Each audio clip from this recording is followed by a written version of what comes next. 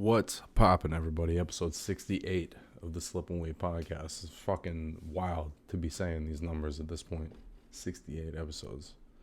Fucking, let's turn this brightness down a little bit. Yeah, that's a little better. I look more like a normal fucking guy now. Just a couple of things I wanted to go through real quick. Last week, my guests Luke Iannachilli and Gabe Morales both got knockout victories on the card they fought on in Framingham. I just want to give a big shout out to them. Congratulations. Luke got a first round knockout against Robert Bricks, and Gabe got a second round stoppage against Isaac Haynes. They both looked sharp. They both looked impressive. Looking forward to seeing more progress from them, and hopefully, hopefully sooner than later, some tougher competition so people can really see, what these guys bring to the table, because, they were standouts on this card, no doubt about it. They both looked really good, really sharp. Luke is a beast. He's super aggressive, and he's got really fast hands. Gabe is a really smart boxer, and I think the better the competition gets, the more he's going to be able to show some of that. So I just want to give a shout out to them, man. Congratulations to those guys. Hyped to be able to have them on the podcast. The other card I want to talk about is Bam Rodriguez having a real impressive win over Srisaket Sorarungvisai. And a great undercard, too. I'm actually going to go through that first. Ray Ford getting a unanimous decision win over Richard Medina, who was also undefeated coming into the fight. Ray's had a couple of iffy performances in his last couple of fights. And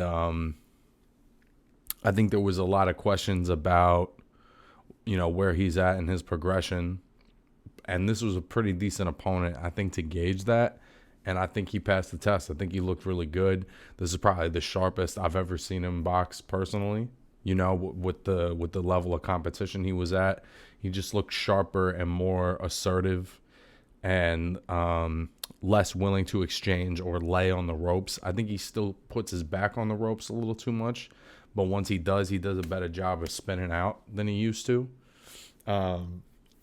So I was very impressed with his boxing in this fight. He pitched basically a perfect shutout, which is always the kind of win you want to have when people are speaking about you doubtfully. You know what I mean? This is the best way to kind of nip that in the bud, was a performance like that. The next one was Jessica Mccaskill's win over Alma Ibarra. I don't really have a whole lot to say about this one. This was an ugly-ass fucking fight. It wasn't pretty to watch. It was mostly holding and pushing and shoving. Occasionally Jessica would land, and it would land hard, and you could tell Ibarra just didn't have it. You know what I'm saying? She wasn't trying to get down and dirty like that, and it was an ugly-ass performance. It felt like the kind of fight that Jessica should have won in a more dominant fashion with her acumen. I don't really like using the term overrated, but I feel like she is a little overrated. I feel like she's just a product of a weight class that doesn't have that much talent in it. And especially the more deep the talent pool gets at women's boxing, it's hard to take a performance like that and compare it to anything that Michaela Mayer, Katie Taylor, Amanda Serrano, Sinisa Estrada, there's so many talented women's fighters right now that it's, when you talk pound for pound, I know she's undisputed and it's a great accomplishment. She's still a really good fighter, but she's not, in my opinion, she's not at the level of those other fighters. So, and this one just didn't do it for me. I don't think anybody liked this fight. And again, I'm not hating, but when you become an undisputed champ, you know what I'm saying? The criteria is a little different. People's expectations are a little different. So that's my take on that one. The last undercard fight, MJ Akhmadaliev getting a super impressive win over Ronnie Rios. The first maybe 5 rounds were pretty competitive. At some point, Akhmadaliev hurt his left hand and just started pounding Rios with the jab and the right hook and started boxing and moving. And I've been watching Ronnie Rios for years. He's a really good fighter that can do a lot of different things. And even with the injury, on the back half of this fight, this guy just separated himself. And in the 12th, instead of, coasting and just kind of knowing that, look, I've won most of these rounds, I'm going to get a decision, he comes out and presses the action and gets a stoppage over a very good, very tough fighter. This guy Akhmadaliev is a problem, man. He's a problem. And it seems like the way they're already hyping it, the logical next step is for him to fight Stephen Fulton. I love that fight. I think his boxing IQ can get him through pretty much any kind of situation. So I think that a fight with him and Fulton is a really nice chess match. The other thing about Akhmadaliev, there's certain great fighters you watch, like the best two examples to me are Crawford and Loma, where they just have like levels they can take it to. Like you think you've seen their peak and then they go up one more. And this is a guy who has that. And a lot of times what happens is they keep going up the levels. And by the time he got up into like his highest gear in the 12th round, Rios had nothing left. You know what I'm saying? So that's really the difference maker, is he's able to keep going up in gears through the fight. So very impressive performance. I look forward to seeing him and Fulton. I think that's a great fight. I think he's a really interesting matchup for anybody in that general weight neighborhood. And then the main event was Jesse Rodriguez stopping Srisaket Sorongvasai. It's a fucking mouthful of a name. But nonetheless, he's a great fighter. And Bam Rodriguez made it look easy, man. He just gave him a straight up hit and don't get hit boxing lesson. And it was beautiful to watch. When Chocolatito fought Sorongvasai, he engaged with him, and he got caught. And Sorongvasai is obviously one of the hardest punchers maybe in the history of this weight class and in lower weight classes in general. We've seen his power is devastating. And he knocked Chocolatito out cold in the second one.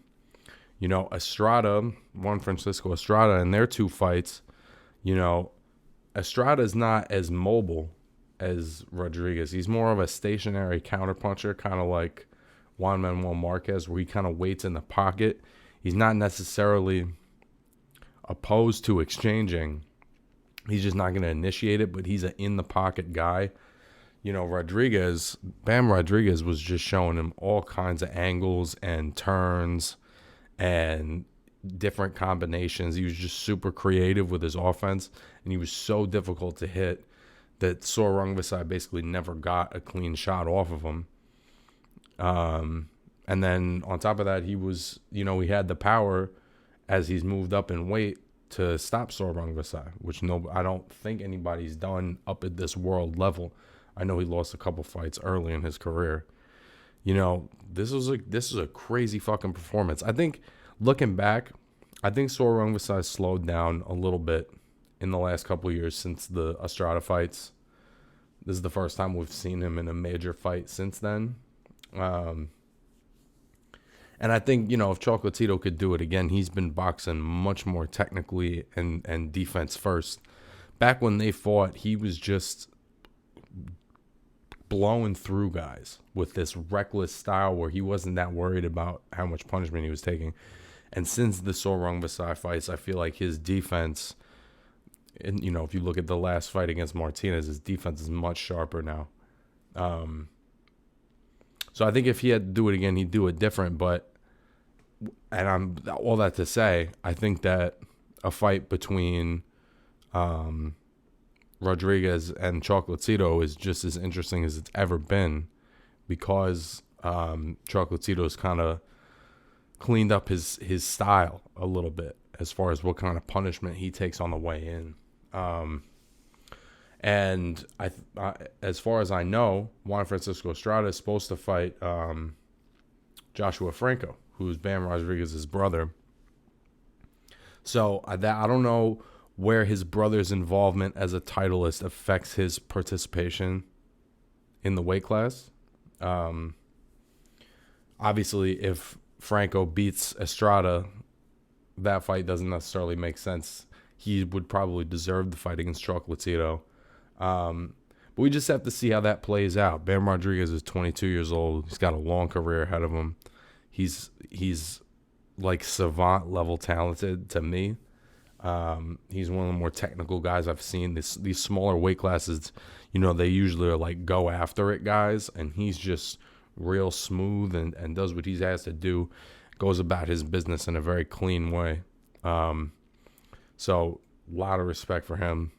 Really excited to see what is in store for him next. Long term, just fantasizing, I feel like him and Naoya Inoue are gonna be, headed for each other at some point. Inoue is not that much bigger than him as far as his dimensions, his height, and his range. I think that's a phenomenal fight. I don't know when that happens, but I think that's somewhere down the road, somewhere in the future, and you can say you fucking saw it here first if it happens. My guest this week, friend of the podcast, friend of mine, Harry the Hitman Gigliotti.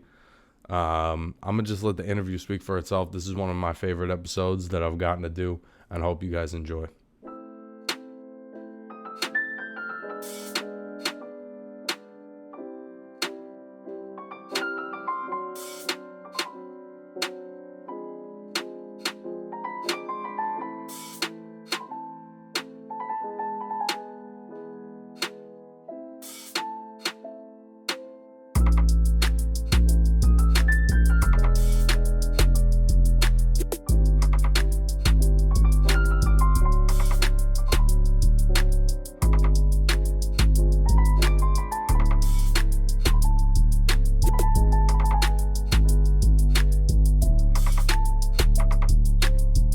All right, take two. I'm the asshole. I get it. Welcome to episode 68 of the Slip and Weed podcast. I'm here with my friend of the show, Harry the Hitman Gigliotti. Harry, catch me up on what you've been up to, bro. So I recently just signed a new management deal with Jackson Wink. They're generalized around MMA. The founding team originally is Phil Jackson and Mike Winklejohn. John Jones's coaches, actually, Rashidi Ellis, Holly Holmes, the great, and inducted now in the Boxing Hall of Fame. We'll be talking about her a little bit too, because I heard she'll be kind of revolving around my camp when I get out there. But I'm going to be going out there and probably within the next month and a half, and I'm going to check out how they do their camp, and I'm going to kind of circulate around what they're doing, because I'm making the jump to bare knuckle boxing. Which has been kind of a little different. I've been doing a little different. It's iffy. It's really iffy. I don't know if I want to fully commit to it yet. I just know that right now they're paying really well.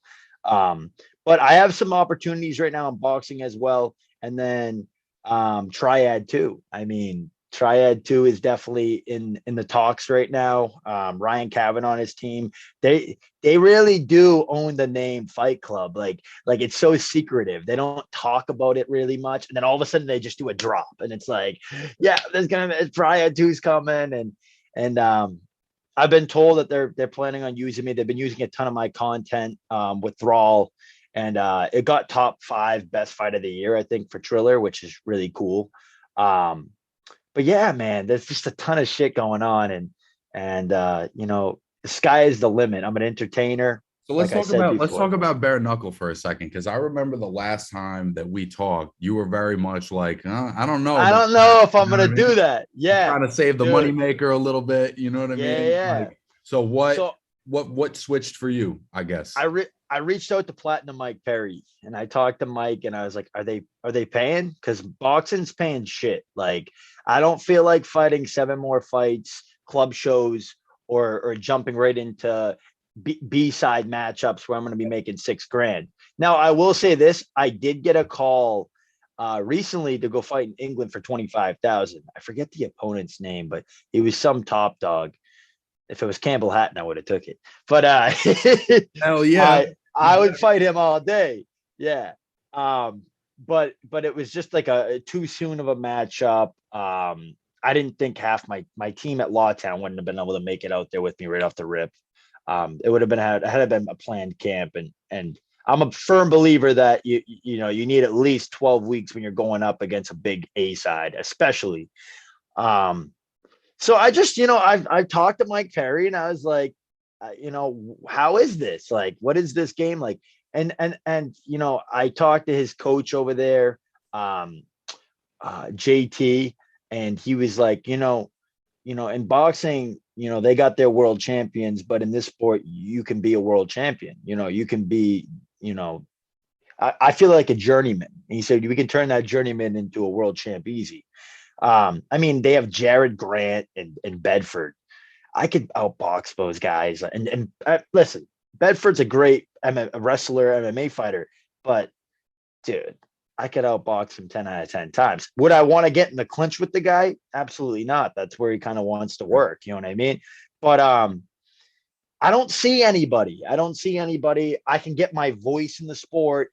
I feel like in boxing, I won't really have much of a voice, and that sucks because that's a big part of how I want to sell myself and what I'm good at. I'm good at talking. I'm good at boxing, but aside from that, I like to talk. I like to entertain. And it just, I feel like after like the Aponte fight, I learned that they already got their fighters in boxing. They already got who they want, and with the new sport of bare knuckle, and man, it blew up quick. Let's be real. Like, I mean, they're really ever since the Paul Malignaggi and Arter fight. I mean, they have just been selling, and they I kind of feel bad saying this. They use the old veterans of MMA to build a foundation, and now these younger guys are coming in and taking over. So I'm getting in there right now while it's still hot. You know what I mean? Well, it's still new, it's still fresh. Um, and sooner or later, I want to come for Jared Grant. I want to get that belt. I want to be the world champ. So you that's what I aim to do. The bare knuckle as kind of like, because I remember when we talked about Triller, it was you're looking at something that's less established, that doesn't have deep rankings, that doesn't have champions, that doesn't have much of anything. So I'm thinking numbers here. Exactly. I'm thinking like this availability where it's like they're looking to establish who this is. And they don't, It's not like there's people with a lot of experience because it hasn't been around that long. I guess what I'm wondering is what changed where you were like, all right, I guess I'll do it without the gloves. Because even Trilly, you got pads on. I feel like these guys can't box like me, dude. And I know that I heard it fucks your knuckles up bad. I heard it really does. So when I asked Mike how you punch, he's like, you got to, use a lot more speed and you got to be a lot more precise with how you throw the punches. A lot of these guys are whipping haymakers, bro. A 1-2 down the pipe, slip out, step out, pop the double jab. That can win the fight, man. This is like me. For me, it's like masterclass walking into novice boxing. I'm going to be real. Now, with that said, the cuts, the breaking hands, stuff like that, obviously that's a possibility, but I'm just trying to get in and get out. I feel like with boxing, I'm not going to make as much money. I'm going to be constantly fighting that A side, B side battle. And I had a long talk with, Jeffrey Chavez, which Jeffrey Chavez Sr. was his father. And he's one of the managers over there at Jackson Wink. And he said, dude, you're absolutely thinking in the correct path. You're focusing and prioritizing on having a career. And in boxing, it's really, really tough to have that big career unless you're going to keep fighting club shows. And I'm sorry, man, I don't feel like whoring tickets anymore. I really don't. It sucks.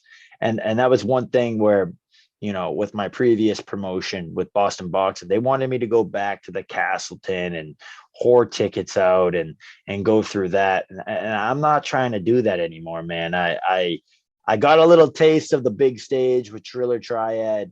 Right. How can you go back after that? I mean, like, it's like bringing me to the mall as a kid and then bringing me over to a thrift store. It's like, it's not the same. I find cool shit at the thrift store sometimes, like beating Brandon Higgins, but I got what I needed and built my name and built my foundation. And how could I take a step back now? You know what I mean? Like, and I guess that's kind of where I'm at right now with wanting to get the bare knuckle. I feel like, so I kind of been building my name. I'm marketable, obviously. And with with bare knuckle, the sky is the limit. I mean, I could run with it. With boxing, I feel limited. You know what I mean? I feel really limited. With that said, money talks. If they want to put me on a good undercard and pay me well, and I think that it's a winnable fight, I'm going to take it. I'm just going to make sure it's a 50-50 draw. It's not going to be me going in as some B-side that has to fucking take a beating, or me going as some B-side that should have won the fight and I got, split decision. It's like, no, I'm not doing that. I already did that. You know what I mean? I already went through that bullshit. So I guess what I'm trying to say is I'm going where the money takes me, baby. That's it. Like, that's where I kind of see my career. I'm not saying bare knuckles forever either. Once I get a voice, I'll start calling out Conor McGregor or people for the Triad, or I'll fight Rolly Romero in the ring. You know what I mean? But I'm not going to be able to call these people out until I get a voice. So bare knuckles where I can kind of get my voice in the game, build a different kind of foundation, because I've already kind of built myself up in boxing, but not enough where they're going to sell me right now. Right. And I'm not demoralizing or deminimizing anybody that, want to reach their goals and reach their dreams in boxing, but it's so hard to get to that world level. It's really hard to get to that world stage.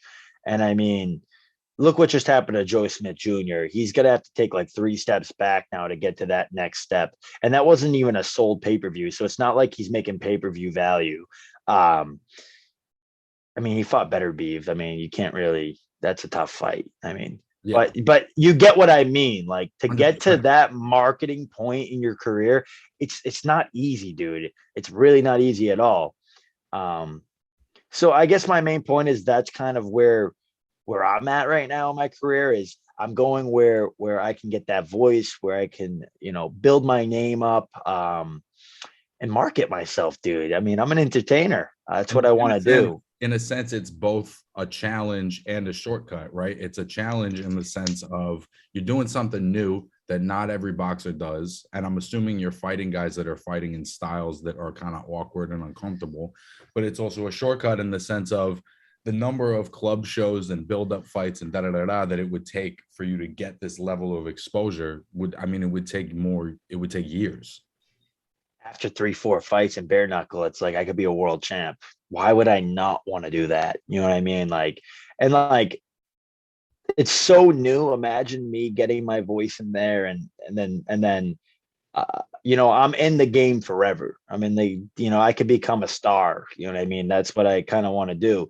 As in boxing, they already got their stars. They already got their champions. They already know who they want to become their next champion. You know what I mean? Like Mark Castro, guys like that. They're selling them. They're selling them so well.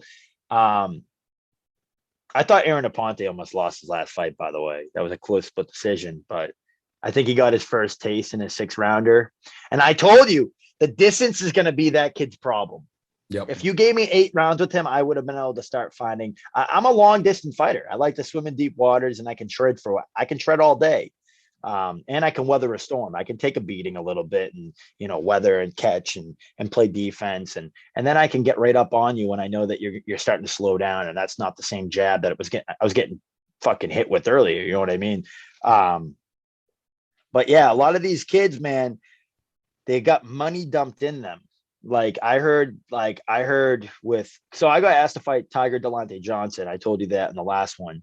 Yeah. Dude, they already dumped like 50K in that kid, maybe more by now. I mean, he's an Olympian, so you can't blame them, but they already know what they want to do with him. I mean, he's built for greatness. That's what they're putting his stock into, that they're building him up to be a world champ. And essentially that's what I want to be too. And it's just really tough in boxing to do that. So why not,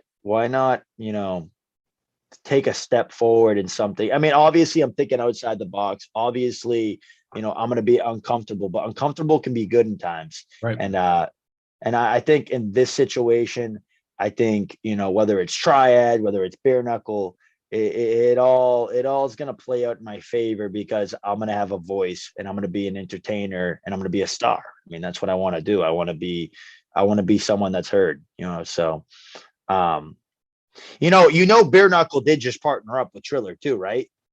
I didn't know that. Yeah, No, go ahead. No. I'll explain that after. They did co-partner up though, and there's a lot of shit that's going on with.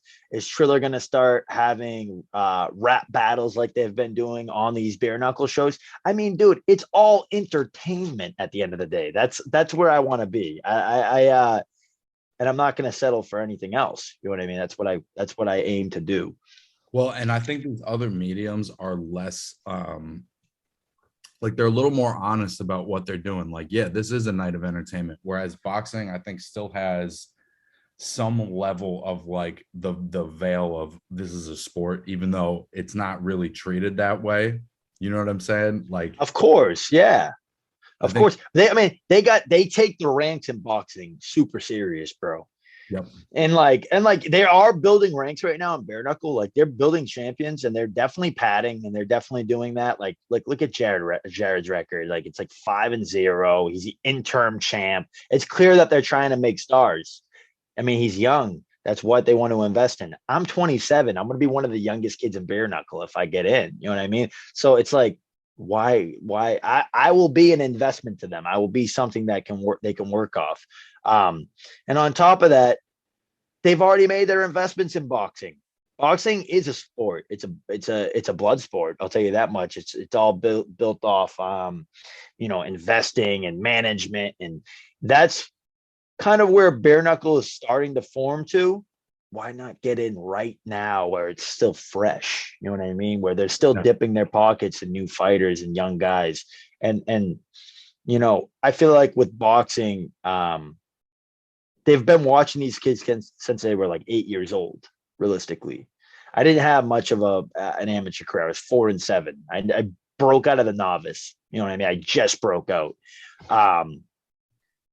So it's just different, man. If you don't have the pedigree, if you don't, they're probably not even going to invest in Bang Williams. And Bang was he was in camp with Giravante, Shakir Stevenson. He knows all those guys. Even Devin Haney. I mean, after his coach died, God rest his soul, Devin Haney and all of them are reaching out to him on his page. I was like, yo, this kid's known. Like, Bang Williams is known. And if he isn't breaking out into that next level, that next step, that should tell you something. You know what I mean? That kid's got pedigree, well over 100 something fights. So is the bare knuckle the same as Triller, where you're always going to be in with MMA dudes, or is there also potential that you could be in with other boxers? So I think that's what Triad more is. I think that they're trying to keep that tournament style boxer versus MMA fighter to break the distance between the MMA fighter and the boxer. The boxer can't really find his distance. It's kind of it's a free for all. You know what I mean? It's like with the bare knuckle, I think they mix match. I don't think they really give a damn if you're a boxer, if you're an MMA fighter. It's just like when they say clinch, and you're inside work, you got to work. You know what I mean? They're not going to yell break. It's not like boxing where you get into the clinch, you start dirty boxing a little bit, and the ref doesn't like it. He goes, all right, break. You know what I mean? Right. They want you. They like, even with Triad, they want you to work in the clinch. Like they liked when I threw Thrall out of the ring. They liked that.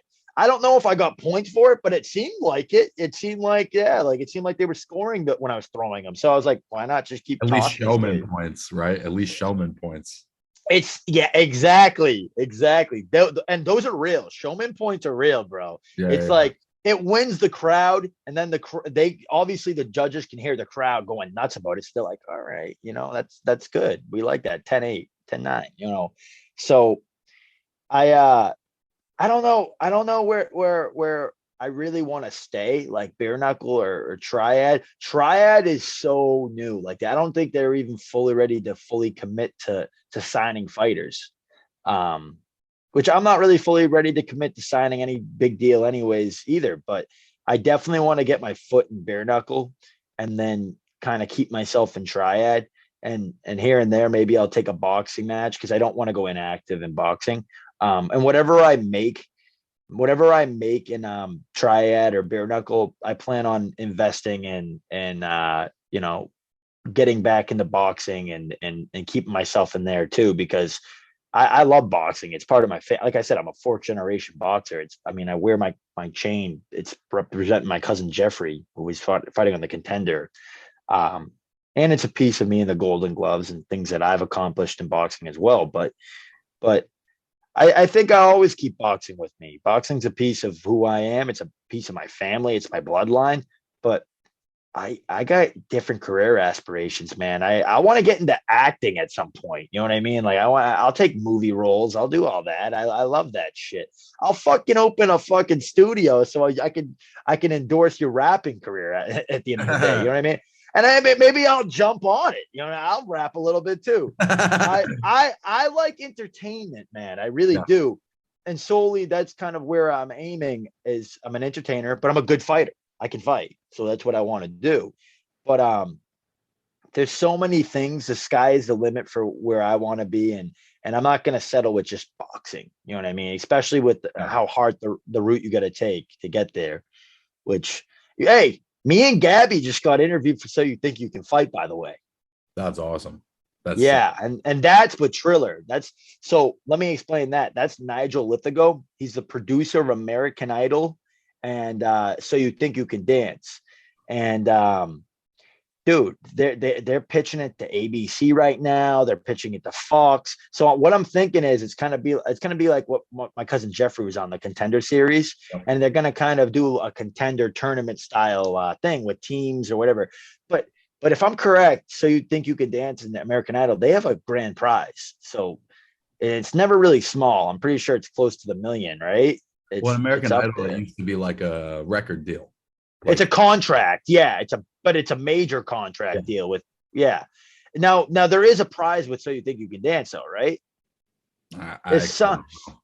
I'm sure there's going to be something, whether it's a contract deal, whether it's you know what I mean? So I right now, man, I'm enjoying the run, man. I'm 27. I'm just turned 27 in May. I'm about to hit my prime in fighting. You know what I mean? Some people don't hit their prime till 32. I feel it though. I feel strong right now. My shoulders are coming in really well. And, when I do strength training, I can really feel it. You haven't had a lot of fights. You haven't had a lot of fights and you haven't gotten beat up a lot to where it's like, you can still be growing and developing and getting better. Of course. I really haven't taken damage. No. Yeah. And listen, they counted me out for Aponte. They counted me out for Brandon Higgins. They counted me out for Bang. I mean, I fucking handled those kids. I mean, I really handled Brandon. I outboxed him. I thought pretty much most of the fight. Bang too. I thought I did great with Bang. I was supposed to get wiped and mopped by that kid too. That's what they always say though. And then, I like being the underdog. I like having the underdog story. So it's kind of another thing. Do you still think there's that level of crossover to where boxing fans or people in boxing will be paying attention to these other sports to where, maybe there is an opportunity, a boxing opportunity that, came up that wouldn't have been there without the other sports. You get what I'm saying? You got to remember, dude, like it's fighting at the end of the day. If they see a good boxer, whether it's bare knuckle, whether it's triad, people are going to pick up on that.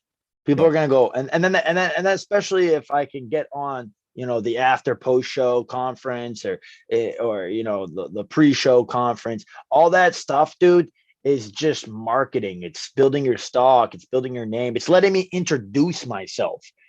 They weren't letting me do that in boxing, dude. I mean, like I waited in the back room, like I said before, and I watched Aponte and Alexis Espinino, who just got stopped. Yeah. And they're dumping money in these kids. So they're not calling the B side up to be like, hey, introduce yourself. Hey, this is because they're not putting money in me. I'm there for one purpose, to build this kid up. I feel like with bare knuckle, it's more 50-50. They try to mix match, but it's very clear who they're building up right now, the younger kids, the younger stars. But I feel like, like if I fought Johnny Bedford, they're gonna market us both because that would be a championship. That would be a 135 bantamweight championship world title. You know what I mean? They're not gonna not market it like that. It's at the end of the day, it's a world champion facing off against the underdog, the kid that's coming in. But yeah, I think that boxing managers, I think that big promotions pay attention to these kids that fight in these different sports? Yeah, dude, of course. Because at the end of the day, they want to see who they can dump their money into. Everybody wants a piece of something. You know what I mean? Like, so, I think that maybe not as common. I think there's more. I think bare knuckle revolves more around like MMA. I do. I think more of the MMA fans come over for bare knuckle when it's like a sleazy MMA card. Dana White kind of just put a cheap show together. I think that most of the people, if it's a big bare knuckle show, like MVP, Michael Page Venom fighting Mike Perry, that's everyone's in the MMA game is going to be tuning in that night because it's Mike Perry. Everyone likes Platinum Mike, and he's sellable, he's fun, and he can bang. And that's a good show. I tried to get on that show. The stocks were fucking instantly taken up. They're selling a lot of guys in England right now too. I mean, that's where it founded. That's where it came from. That's where the sport came from. Bare knuckle came from England. I mean, so it's crazy that they're doing it at the OVO arena, which is pretty big. I mean, I wanted to get on so bad. So do you have any fights or fight dates lined up right now? All right, so August 13th, I could fight Felendez Gonzalez. He just fought Brian Lua. Brian Lua beat Ryan Garcia in the amateurs. Brian Lua is a hell of a fighter. Hell of a fighter. And that kid stuck with him 6 rounds. Now, with that said, this kid's 6-1. Brian Lua is the only kid that beat him. And he's only knocked out one opponent. But I looked at the kid's record, and the kid has been in there with some dogs. I mean, for sure. Now, do I think this kid could knock me out? Absolutely not. I don't think anybody can knock me out. I'm just too headstrong. Now, can this kid score? He likes to rip the body up. He's a big shoe shiner, punch count fighter, likes to rip the body, go to the head. It's a tough fight. I think it's a 50-50. I'm not going to ever sell myself short of anything different, but that's what I'm trying to figure out is what's the pay going to be. Right now it's at 6 rounds, 6,000. I kind of want to go up on the price a little bit. So this is a bare knuckle?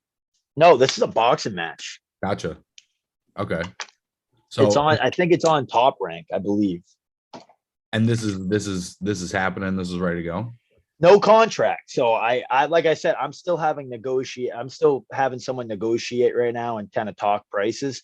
But they're aware of my name, they're aware of who I am, and they're aware that I want to get back in the ring. I haven't fought since the Triad in November. I haven't boxed since Bang in August. So it's almost been a year. And I've had a lot of time to prepare for this and preparation and get in. And I'm down to 145 for weight. So getting to 135 is a cakewalk. But I just right now, I'm playing my career smart. You know what I mean? And if I get called for a bare knuckle fight and they're like, you want to get on the next one in August or the next one in September, I'd say, yeah, I'd push it to the side. But I do want to talk prices. I want a decent number because there's a chance of getting cut the fuck up.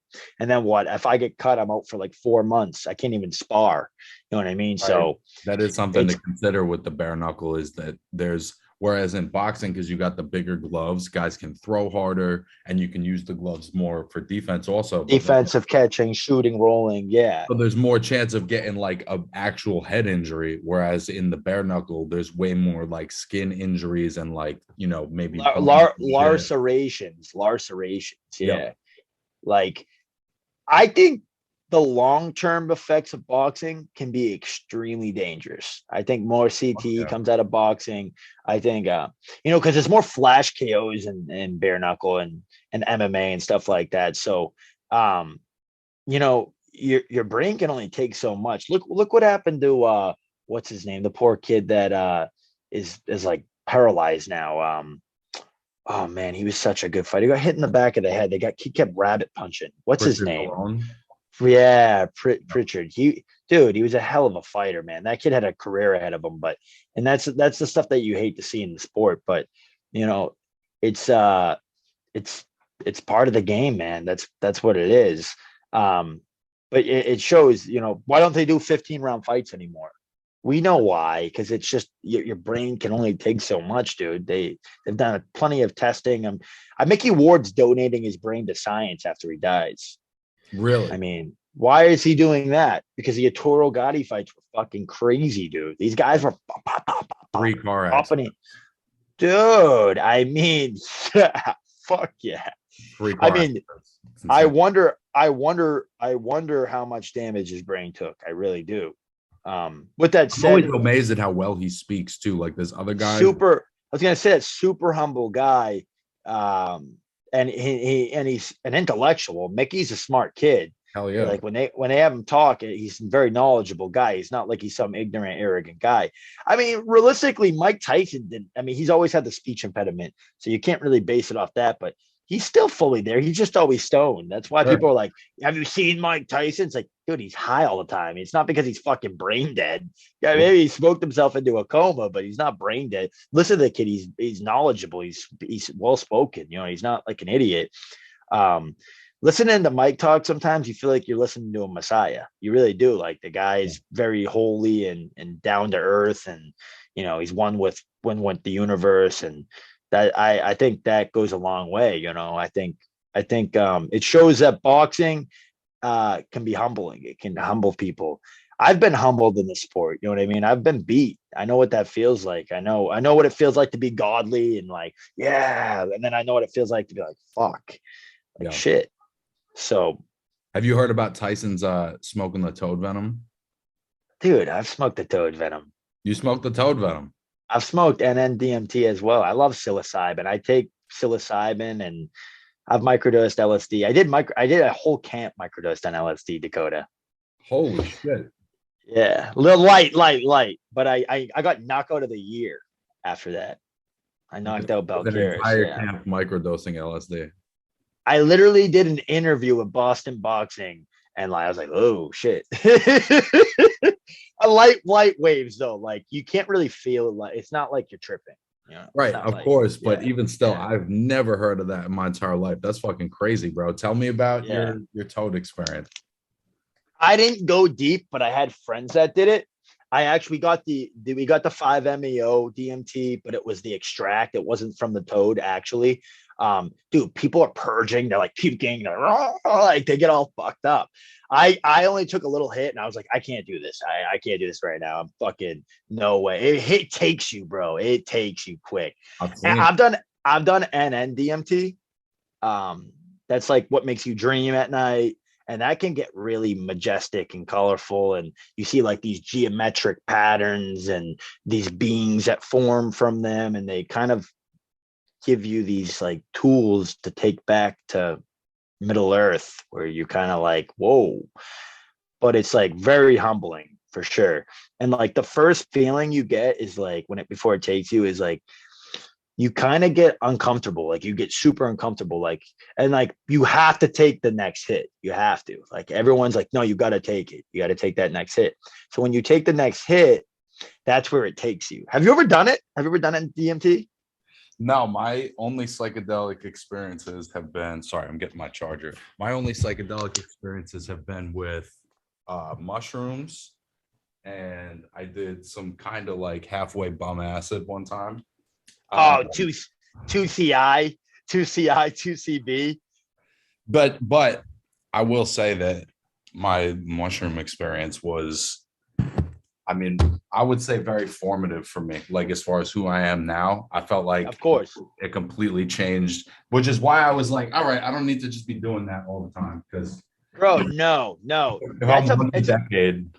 it's a medicine, bro. It's a medicine. It's super humbling. And if you use it right, you can do a lot with it. You really can. It brings you you know what it is I used to smoke DMT after every fight.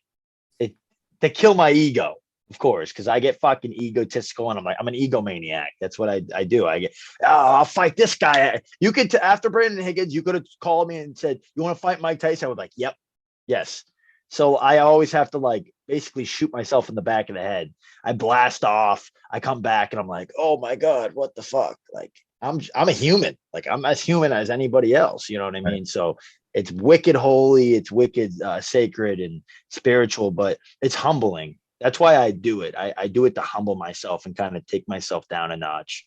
Well, I smoke weed and stuff too. Like I like to after like a workout, I'll smoke a little bit and it helps me recover and it helps me do a lot of different things. But when I'm like getting ready for a fight, it's like 12 weeks sobriety, 8 weeks of full sobriety. I don't fuck around. That was the one time was when I microdosed that whole camp where like I actually kind of, took that step outside and kind of had something where I was stimulated. You know what I mean?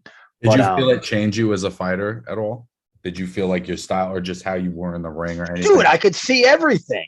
I sparred Gabby for 24 minutes off a microdose and he was exhausted and I was still ready to go. Like, and he's like, dude, that shit fucking is like is a sports enhancement. And it's like, no, bro, it's just, I'm like very cautious about how I'm using my energy, how I throw my punches, how I'm breathing, how I want to find my angles. I'm looking at everything through like mathematical kind of, it can be a tool. It really can. And I wasn't using it for the high. I'm using it for that. Yeah. It's crazy, man. What's really interesting is what made me think of this is like I had and if he's watching, he knows this story, but I had a buddy, he's still my buddy, and we used to play chess all the time when we lived in the same building. And for the most part, not every time, but for the most part, I would win like a tough game. And then there was one time he came and we were playing chess and he told me that he was tripping and he was on mushrooms and he just smoked me. Like it wasn't competitive. It was like not that many moves. And he just perception. Yeah. He's thinking his perception was different. Yeah. So he was like perceiving things. I was asking him and he was like, yeah, I'm just seeing the board different. Like I'm seeing shit play out and watch it. And so his whole brain is interacting with that strategy in like a completely different way. You know what I mean? Dude, the dynamics of everything, reality is different. So you're foreseeing things from a different perception. You know what I mean? As you'd see it from here, you're seeing it from here. It's crazy, dude. Would I do it again? Yeah, I would maybe. I wouldn't go around telling people like, hey, microdose in this camp. Like I'd keep it to myself. Like I wouldn't even do enough where it was like, what's up with Harry? You know what I mean? Like it's just I definitely think it betters me as a person. I think it betters me as my ego. Cause sometimes I'm an egomaniac, dude. So it's like, I need to be great. Like I want to be the best. You feel like it allows you to control your emotion in the ring a little better? Yeah, because I'm a head case. I'm known for being a head case. I got Boston Box at Knockout of the Year because of that. Right. Yeah. That's a trip, bro. It is a trip. No pun intended. No pun intended. It's a fucking trip. And afterwards, I was standing up on the ropes. I'm like, what the fuck? Yeah. Holy shit. Yeah. It worked. It worked. But I had perceived it the whole time. I had watched video on him. I saw how his reaction timing. I was like, this kid, I mean, he wasn't on my level. The guy's a stepping stone. He's a tomato for sure. Great guy, by the way. Great guy. It was his birthday the next day, which I kind of felt bad. But, it's a business, man. I had to do what I had to do. And that was my comeback fight from losing to Chris Jacobs, which with the Chris Jacobs I didn't take him serious. I was out, I was partying, I was being a dumbass. And that's no excuse. You know what I mean? That's on me. That's on me at the end of the day. But I lost my cousin. He OD'd. God rest his soul. My cousin Joel. And it just was a bad time to take a step up fight like that. But I learned from that. I think every fighter needs to get that one loss, unless you're Floyd Mayweather. But you got to get that one loss that really recreates and reiterates where you want to be in your career. You know what I mean? Like it almost inspires you to be greater, to be better, to change the way you're living, to kind of cut the people off that need to be cut off. And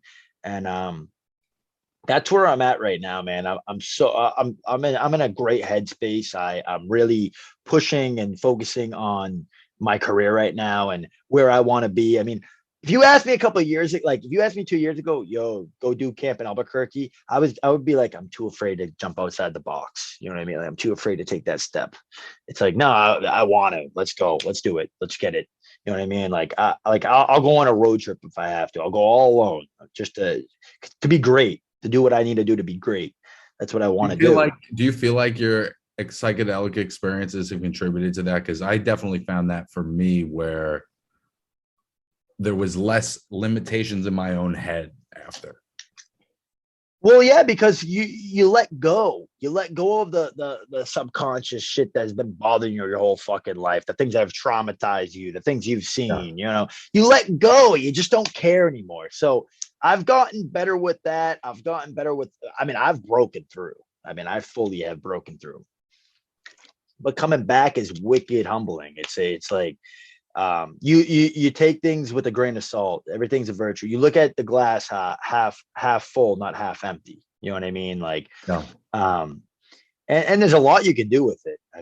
For sure. Look at Mike Tyson. Other athletes? Do you know of other active athletes? Obviously, you don't know names or anything, but do you know of any other active athletes that kind of use this in the same way as a tool? I forget his name, but he was a baseball pitcher for the Pirates. He pitched a no-hitter on LSD. I've heard that story before. There's a 30 for 30 on it. I forget his name. He's a very well-known pitcher. Yeah. But I'm sure there's more people out there. Musicians do it all the time, and they probably don't talk about it as much as they do it. But yeah, some of the greatest minds have created music, and probably athletes have created world championships out of microdosing. And isn't it funny how like these things that are illegal or illicit or whatever are way less damaging to the body than if you go to the bar. Go to big pharmaceuticals. Let's get people hooked on these pillies and help them out. No, dude, you're not helping shit out. Yeah, bro. between prescription, pain medication, and bars, which are both very easily accessible. Liquor fucking destroys you. Yeah. Like, I've convinced myself I don't even want to drink another drop again. I know sometimes I slip up and I'll sip here and there, but I really learned I hate myself when I drink. Every time I've ever gotten in trouble in my life, it's resulted from drinking. So it's like, all right, think outside. It's from fucking drinking. Stop drinking. My dad's 35 years sober. Hasn't drank a drop in 35 years. Right. Wasn't a good drunk. Wasn't a good drinker. I think around the right people, yeah. But when you put yourself around the wrong people that want to push your butt, especially me, I'm an impulsive fucking brat. So trouble seems to find me even when I'm like, I'm not going to get in trouble. I know. No, it will find me because I'm around the wrong people that want to push my buttons or antagonize me. So it's easy for me to slip up and fall down that slippery slope again and again. But I'm starting to realize I don't like that person as much. You know what I mean? So I'm 27. I got to focus on my career. That's it. I got to focus on what I need to do to be the best me. And I love fighting, man. It's great. It's a dangerous but beautiful fucking thing. It really is. So, but yeah, I know California's like testing people on ketamine and Molly and doing all that shit. I never really got into that shit. I'm not a big rave guy, but I know you like your shows and stuff. But I've done Molly before. I'm not gonna bullshit. I've tried clean blue Molly before, where it was like, whoa. But I wouldn't want to be doing that all the time. That shit's definitely not great for your brain. It's known to burn out your serotonin. And stuff like that, because it uses so much brain. It's just, dude, it's a fucking, it's an amphetamine. It's almost like you're paying attention too hard, but in a good way, Well, it's like, have you ever taken Adderall before? Yeah, dude. I was like one of the kids where they were like, we need to start drugging this ADD kid up. Dude, they tried to do that to me when I was 5. ADD, ADHD. I had an IEP in school. I didn't want to focus. I just would be looking out the window going, time to go home and play soon. I don't fucking want to learn. And they were like, yeah, you know what will help this kid? Giving him some amphetamines. This will help. And my mom was like, I asked my mom at like 5, 6 years old, I was like, is it going to change who I am? And she's like, well, yeah, it's going to make you robotic. Technically. And I was like, yeah, I don't want to take that. And my mom didn't make me get on it. I never got on it. Never. I've taken it. I've taken it at parties. I've taken it for school when I need to type papers and shit. But I never wanted to commit to fucking taking that shit. That shit's fucking, it's an amphetamine. It's a drug. It's rough. Like I remember I was a teenager when I started taking it and whatever, but it was like I kind of bought into like, oh, this is gonna help me do better in school, whatever. Of course, that's what everyone does. Yeah, But I didn't like what it did to me as a guy. You know what I'm saying? yeah. Like, I felt Did like it? Let me ask you this: did it get you paranoid and stuff? Did it make you skeeved out? nah, because now that I think about it, I was on Concerta, which is more like Ritalin. It's like Ritalin, yeah. So a little different, but I do remember feeling like a little bit like I just was less of myself normally. Like whatever I would be normally got squished into this little pocket. You know what I mean? Like my You range felt of motion. you was really felt you small. felt limited. You felt limited. Robotic. You felt robotic. Yeah, like what I would feel if it was normally this was like in here, It's crazy. It's crazy that it does that. It does that to everyone, by the way. Some people can react a little bit better with it. I do think it also has to do with chemistry and stuff.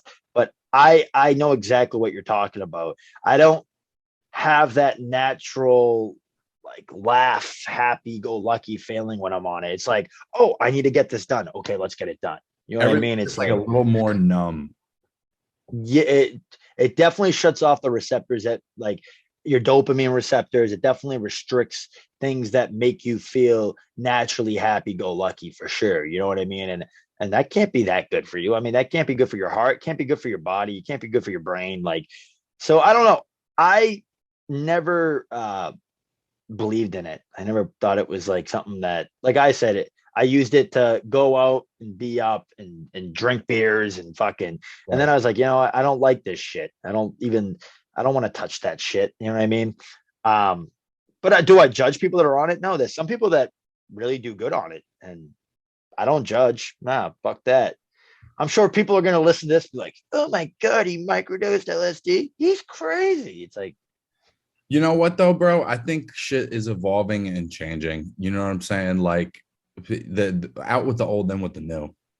of course, You know, everything is changing right now in the world. Let's be real. I mean, look at society has molded into this whole other, everyone has a different outlook. I mean, the world from 2000 to now, 22 years, and look at it. Look what we've created. Look what we've done. I mean, we're going into the metaverse, brother. right, I mean, right. people aren't even going to be attending boxing in the next couple of years. They're just going to be wearing fucking Oculuses, watching from their homes. It's crazy. A wild It's concept. great sitting in a digital chair. I mean, It's a wild concept, bro. I mean, I don't think we're that far away from it either. I think you're right. I think we're it's right there, brother. when we got to that point in COVID where they started putting like photoshopped people into cartoon chairs, I was like, oh, shit's gonna get Oh shit. Yeah. Gonna get different. Yeah. What the NBA, when the NBA was doing it? Bro, that shit would creep me out so fucking hard. I was like, why are we gonna pretend like there's anybody here right now? I mean, I get it. I get it. They add in like the cheering and stuff like that for like the crowd because it entertains and it makes you feel like that it's bigger than what it is. But to add the faces and like the digital people and they're all like throwing their hands up and shit, it's creepy. It's creepy. It's creepy.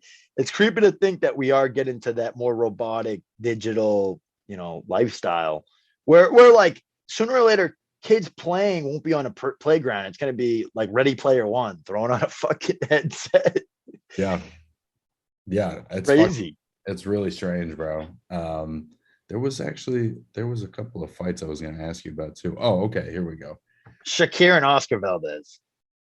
Oh, dude, and also there's old ones too because I haven't seen you in a bit.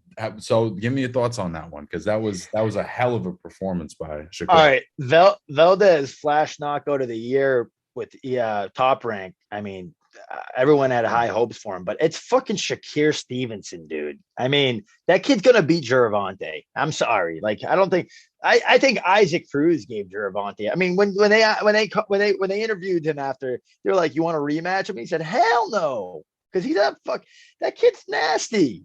Shakir might be one of the best featherweights of all time and soon to be one of the best lightweights of all time. He's still forming into his man body. He hasn't hit his prime yet. He beats Devin Haney.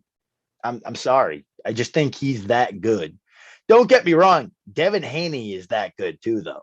I mean, he embarrassed Kambosos. And I like Kambosos. I'm a Kambosos fan. I was happy to see the underdog story when he fought Teofimo.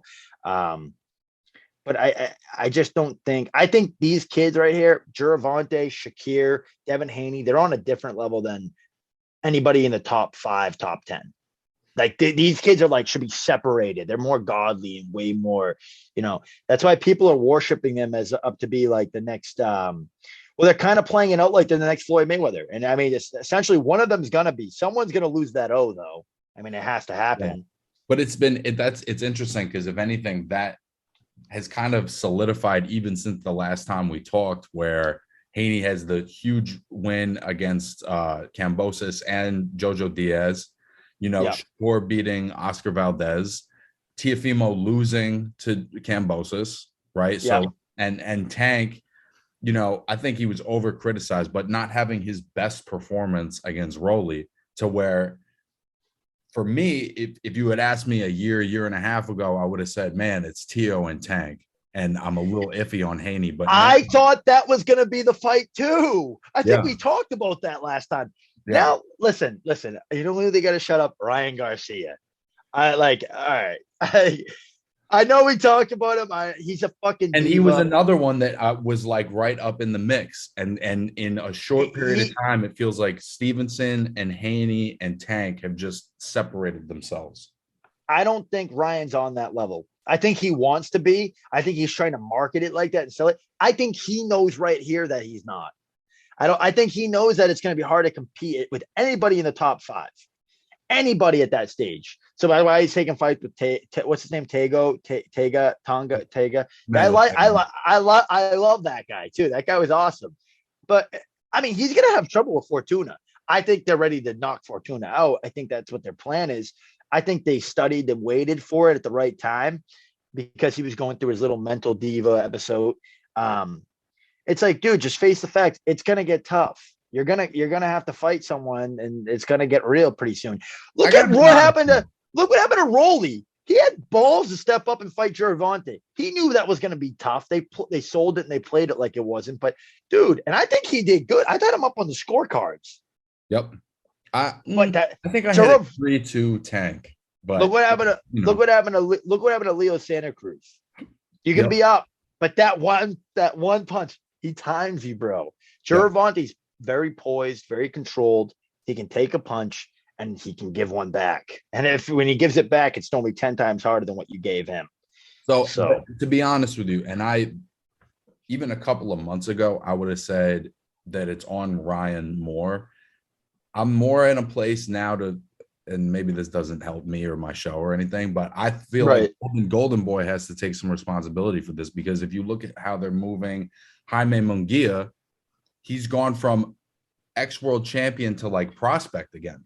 But Munguia is one of the greatest right now, I think. I think he's underestimated. He's in a similar spot to Ryan, though, where the matchups we're getting from him are really underwhelming. We're not seeing him against Jamal Charlo. We're not seeing him against Demetrius Andrade. What did you think of the Castano fight with Jamal?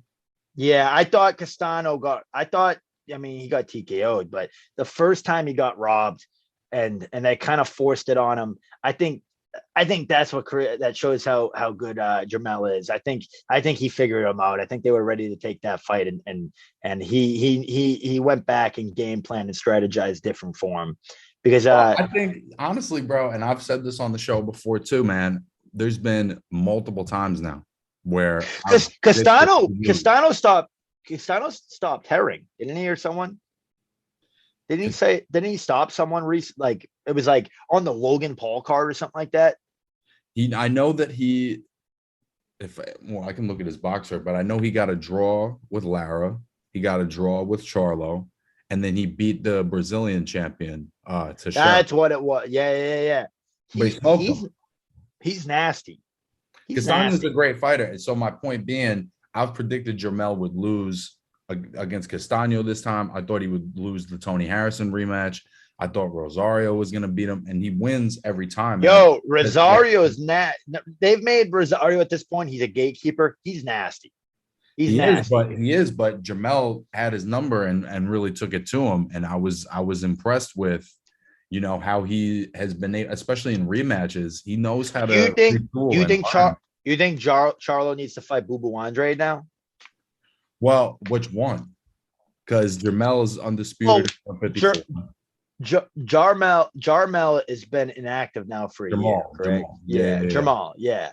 So maybe they're gonna have to give him. They're gonna have to give him a stepping stone fight to get back in the game I and think the break that middleweight inactiveness. division needs some fight of meaning. All of these guys, because there's not, Whoa! How speaking of the middleweight division, how about Bivol Canelo? Yeah. That was a step. That was a tough step up, though. That was a tough step up. And Canelo thought he was going to play his sit on the ropes, catch and shoot game. And it's like, nah, this kid can touch you from a mile away.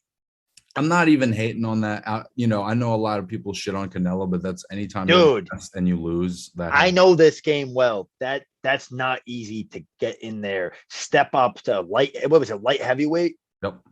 I mean, come on, dude. And Bivol's that dude. One. He's 6'1". He's a much big bigger boy. guy. Big boy. He's not even a big light heavyweight, and he's so much. Do you think Bivol beats Better Beef? See, that's like the Spence Crawford of the big guys to me. It's the matchup. It's the matchup. It's so fucking good, and it's like Better Biev, I think, is just a way better boxer than people give him credit for because he doesn't have to use it. Like he gets the knockout before you even see those layers. Dude. So I think that for that fight, but I could also see a world where Bivol's jab is just so disciplined and his movement is so disciplined, his defense and all that, where Better just can't find the crack. But I don't know, man. I feel like every Better BF fight is like, okay, it's pretty even. And then he lands one body shot and the whole shit changes. Right. That's it. Essentially, that's what he does. Anytime he lands, when he lands that first clean body, even Marcus Brown. Did you know he was going to stop? Did you know he was going to stop Joe Smith? Yeah. That one must have hurt you though. The hometown New York boy. I was bummed out. I like Joe Smith a lot. I've been watching him for years since before the Hopkins fight. And even like when I talked to dude, he got his jaw broken from someone in my gym. Eddie Camaro, Caminaro. Yeah, it was not supposed to play out like that. He's a tough kid, bro. But the problem is that he's one of those guys where he's gonna come out and he's gonna step to you, and he's a big, strong guy. And against most guys, they're not gonna be able to handle that. But Better Biev is just like that elite level, and then also he hits like fucking Wilder.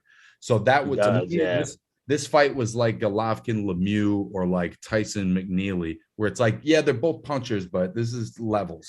This isn't the match. Yeah, there's levels to this shit. Exactly. Like when Lemieux and Golovkin is like a perfect example where they're both massive punchers, right? Do you think Golovkin beats Canelo this time around?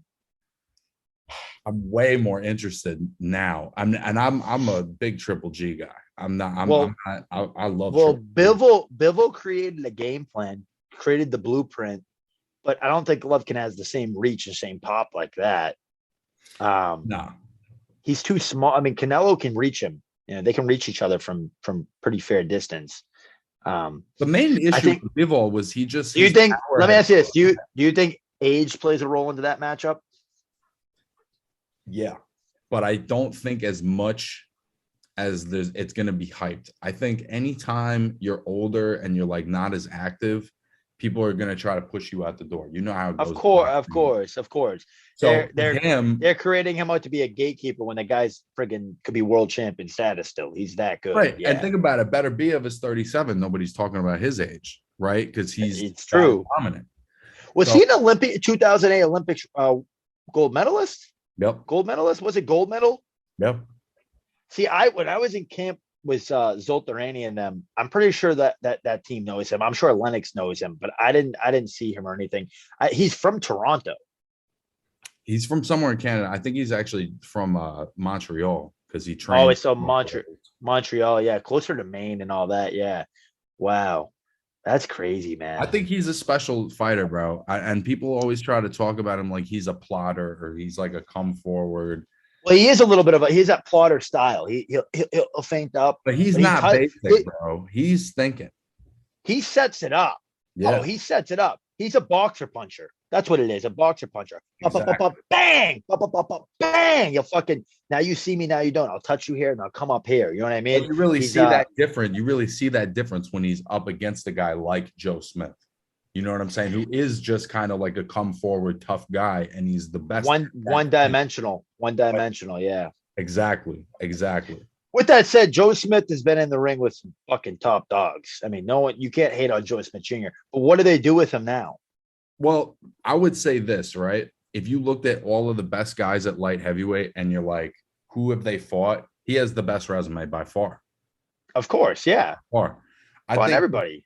You know, he's fought both Beterbiev and Bivol, Sullivan Barrera, Jesse Hart, B-Hop. Like, he's fought some fucking. He fought B-Hop. He fought B-Hop. Yeah. He fought Bernard Hopkins. You didn't know Joe Smith fought B-Hop? No. That was B-Hop's last fight. He beat him. Yep. Maybe I did know that. That was I know that last fight. Did he ever fight Badu?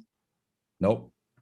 That would be a good fight. That'd be a good fight. Badu ain't as good as they say as they think he is. He's nasty. He was a bronze medalist, but that would be a good fight.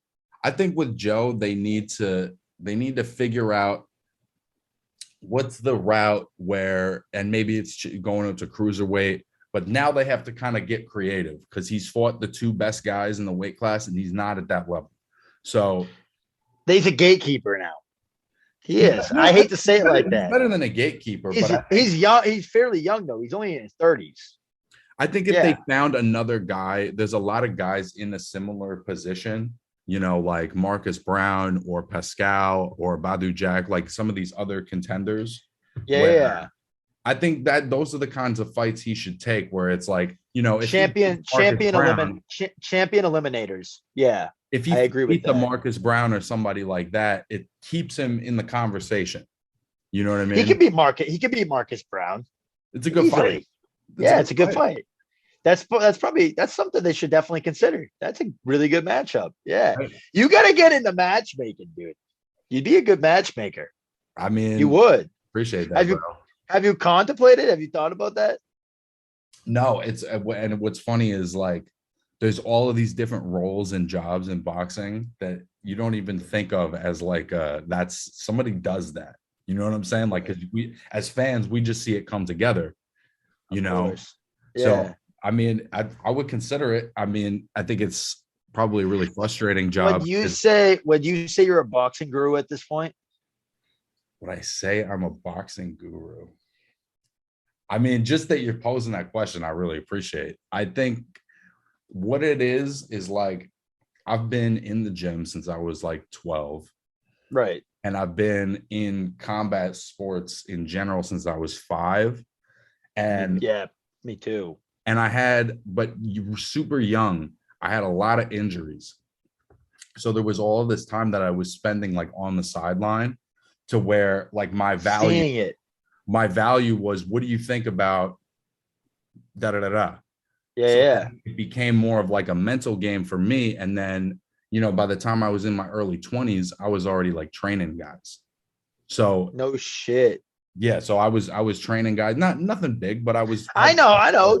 Helping the kids with the amateurs and shit like that. Yeah. Yeah. So I was just in my gyms training guys and whatever. And then, you know, the more injured you are, the more you just want to watch fights. So I just became like this fucking vault of boxing information. The messiah of boxing, Dakota.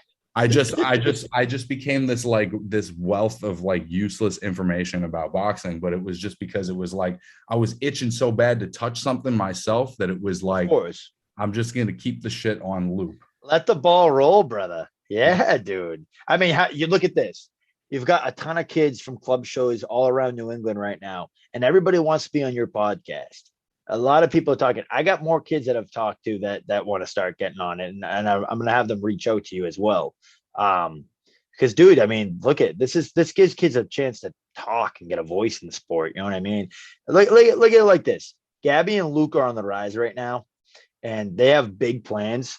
And getting they're on your talented. podcast, very talented. Gabby won the novice Golden Gloves, the Central New England's. He's got pedigree, and I'm pretty sure Luke did too.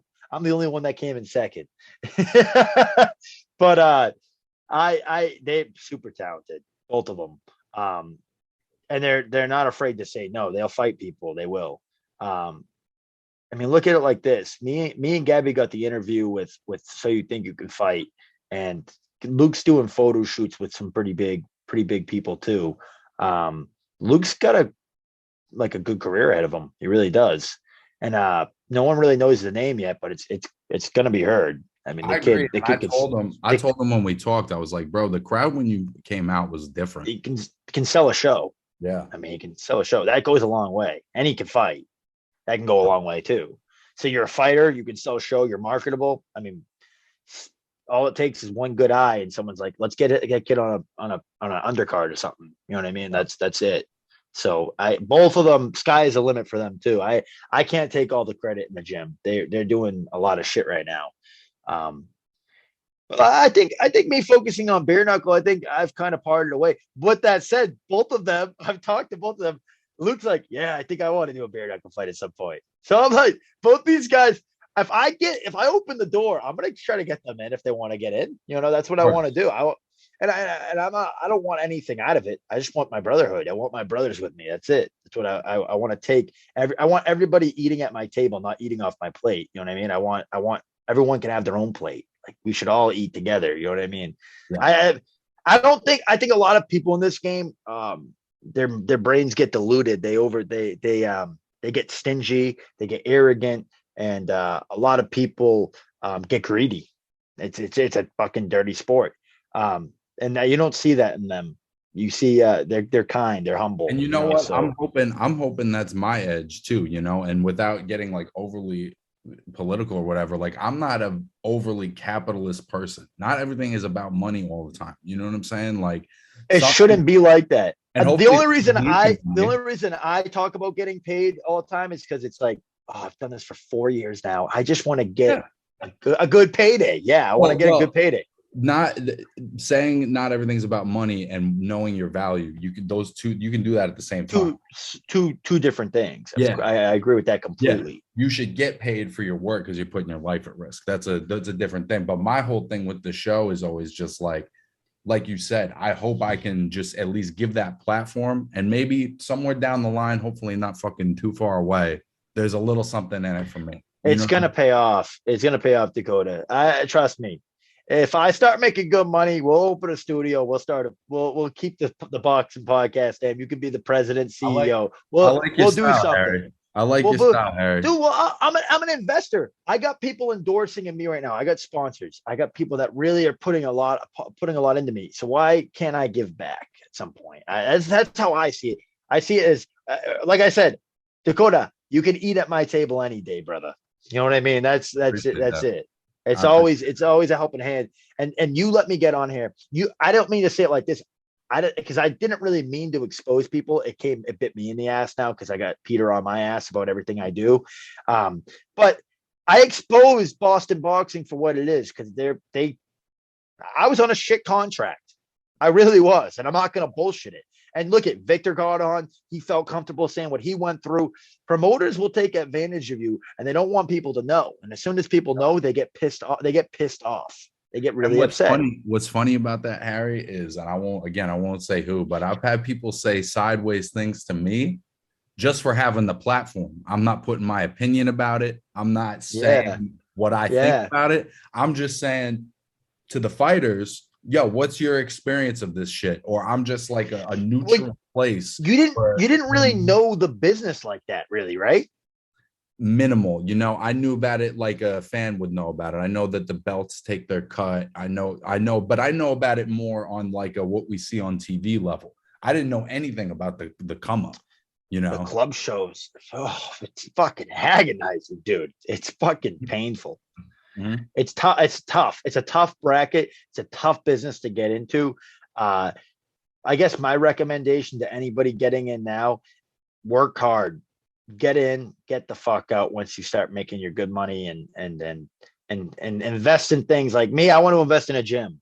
I want to invest in property, real estate, things like that. I see myself with stock and buying stocks and buying property and opening my own gym and starting a podcast to open the studio. Like I have a lot of career aspirations that I want to do, and it's tough in boxing, man. It's super tough to get that a Toro Gotti, Mickey Ward payday. That was like 1 in a million. I was told, people are like, oh, two gatekeepers, two journeymans getting matched up like that. That's tough to come by. It's tough in the sport to even see nowadays. Hey, shout out to Kathy Duva on that, by the way. What a match. Well, and those were two real special guys. People looked at them as journeymen, but they were way beyond that, dude. Yeah. I shouldn't even create the label. I hate when they label me as that. You know what I mean? I really do. I'm like, I'm not no journeyman. They did that with Mickey and Emmanuel Augustus, and anybody who knows Emmanuel Augustus knows he's a real. That dude's not a journeyman. No. Yeah. No. Masterclass boxer. Yeah. He just stays busy, and he's not afraid of who he's in the ring with. You know what I'm saying?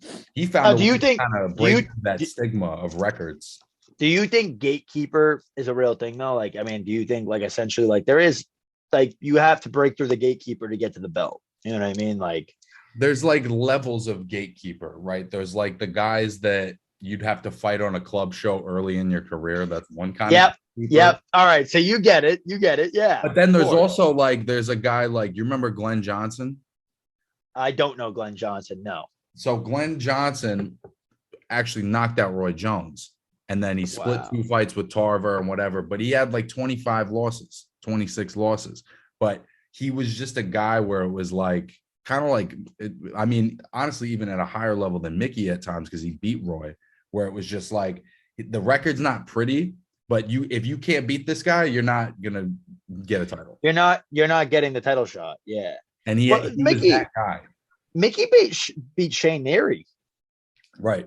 Shane Neary was like the UK champ. He was supposed to be the big name. I mean, he worked camp around the Hat. He worked camp around Ricky Hatton and them. They were in the same gym. I think he manages Campbell now. I'm pretty sure Shane Neary manages Campbell Hatton. Another good example would be Rosado. Gabe Rosado is like, the best kind of gatekeeper. Not a gatekeeper, not a full gatekeeper yet. Not a full gatekeeper. Might not ever win a big title again. He never did win a title, did he? He had the WBA for one point. Didn't he have a WBA title at one point? He had some sort of title. Dude, he is. I mean, like Gamboa is kind of a gatekeeper, I feel like, at this point too, then. Sure. Yeah. That's a good example. But I love Gamboa, though. I do. I think Gamboa is great. Say it as like an insult, because in order to, it's not an insult. To me, it's like, in order to be a gatekeeper, at some point you had to have the key to the gate. You know what I'm saying? Like at some point, it's true. You had to be the guy at some point in order to get there. To be the gatekeeper, you had to hold the key. You're right. At some point. Yes, I agree with that, because the only way to unlock that door is to break through this guy. Exactly. Yeah. And I think like an example, like Sean Porter got out right before maybe he was going to fall into that. I thought they were going to start using him. They really were. Yeah. And I think his dad knew it. I think everybody knew it. I think Sean knows it. Sean can talk. He's a well-spoken kid. Commentate. You're great at what you do. Yep. You know boxing. You've been in the game for such a long time. Same thing with Tim Bradley, though. Yep. Tim Bradley kind of broke out of it before they were going to start using him as a gatekeeper. With that said, I think he would have gave a good run against Floyd Mayweather. That was a fight I always wanted to see. Tim Bradley versus fucking Floyd Mayweather. That would have been a really good fight. Yeah, I mean, he beat Pacquiao. Yeah. We know that. We know that. He didn't, but I'll give you this. He beat Juan Manuel Marquez and he won the fight. Yeah. You know what I'm saying? Like he won. Like actually beat him. Yeah. And that's Marquez. I mean, that dude's been in the ring with everybody too. Yeah. It took him 5 fights to knock out Pacquiao, but I mean, I always liked Marquez too. I always liked his style. You know, another one I liked was Maidana, Marcus Maidana. I loved Maidana. I thought he beat Mayweather the first time. I really do. It was very close. So close, dude. I think styles make fights. Didn't he knock his tooth out with an uppercut? The tooth flies up. I don't remember that, but I just remember thinking, like, in theory, that should have been an easy fight for Floyd. But there was something about how wild he was, but he was also smart with it, you know? Like, Dude, listen, people thought that was going to be Broner's big show out too. Yeah, Yep. He started humping on him and shit. And Marcus stayed poised. He didn't get out. He didn't let his ego fucking eat him up. He stayed poised. And dude, he gave him a fucking clinic too. I thought he was going to stop him. Yep. Remember when he had him on the ropes? He was fucking teeing off on him. Yep. That was a good fight too, though. That was a really good fight. What happened? What do they do with Broner now? What do they do with Broner now? I heard he's fighting Omar Figueroa, but I don't know if that's a real thing. Figueroa, didn't he get beat his last fight? He got stopped, didn't he? Yep. Yeah. After like a bad, it was like a bad Ugas, and then he lost to Ramos. Abel Ramos. Ramos too. Yeah. So so that's it. Now what are they gonna do? Shelf him off now as like a journeyman? I mean, if Broner and Figueroa put a fight together, I think that would be an interesting, like, who's still got more in the tank. Because you guys is still there. Like, he's still like, I mean, Earl Spence definitely he put him on a pedestal a little bit. I'm not gonna lie. Like he showed him what it was. He showed him what this game's about. I don't think he does that with Crawford. I'm actually talking to my buddy Adam. He works through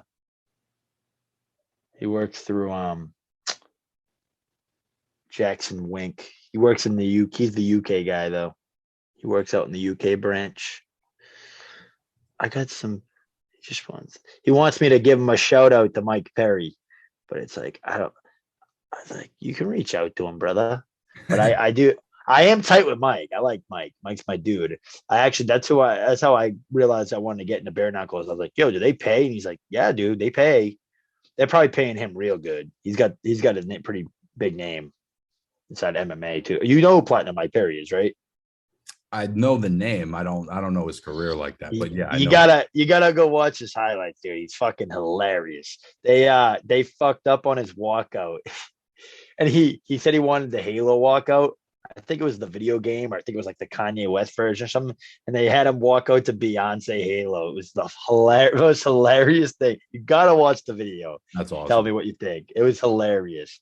But I fought in the triad with them, and that's kind of where I was like, yo, like what's up with this bare knuckle shit? I see you're fighting in it, and I don't want to walk into something I don't know what the fuck what it's about. And he's like, yeah, like you can't blast a punch like you can in boxing. You 100% can't. You'll break your hand. Right. So I'm like, all right, yeah, that's understandable. And he's like, and the cuts, you got to play different defense. Like you can't keep a high guard like that, like you can in boxing, because people can just slip right through. I mean, it's not hard to punch through guard when you're got a thin hand. You know what I mean? It's not like it's padded gloves. That's one thing I realized with Triad too, that you can't do a lot of catch, shoot, and roll defense. You know what I mean? Like it's kind of like, all right, like you can play defense, but it's got to be out here. You got to make them miss. You got to make them miss. Well, this is the Triad glove. This is the first ever Triad glove. Yeah. So it's kind of like a martial arts training glove, but it's got more. Well, that's what it is. It's the turtleback. It's the MMA sparring gloves. It's funny now that they're like they were made for sparring, and now they're part of a new sport. But yeah, it's like yeah. I actually got an infection on my finger. I think I hit his tooth on by accident or something, and I cut my finger. But I got a little infection. I had to put Bactine on it and shit, and I was squeezing out like gross pus. Oh. But I always wonder what it was from. Maybe it was like I don't know, the rope or his tooth, but it was something. I hit something and it got cut. But yeah, dude, I like this shit. I really do. You can play defense a little bit, you know what I mean? But more than an MMA glove. Oh yeah, dude, yeah. Calvin Cater had a tough run. That's someone from my hometown. Well, he's the town over, but I thought he got robbed over the weekend. You watch UFC? You watch UFC at all? I don't, bro. You're not much of an MMA guy. I love MMA. I might even do an MMA fight, Dakota. I'm getting. By the way, I'm not like a hater. I just don't even really know what I'm watching. Yeah, you don't. It's like foreign to you. It's like a foreign language. Yeah. Yeah. Totally. And I You don't wrestled know how it, in middle school and shit, so I have like a little bit of that, but it's just not. well, that's not your passion. It's not your passion about. You gotta have the passion. I got a ton of respect for it though. Ton of respect. All martial arts. If you're in a martial arts, you're different. It takes a lot to be involved in any kind of sport where you're getting hit. I think wrestling's, I mean, it's definitely not on that level of a combat sport. I know they kind of say it is, but it's technical. It's technical. It's a matchup. It takes a lot to get on a mat and perform for sure, no matter what. Like when I go to my friends' jiu-jitsu matches, super boring. Hate it.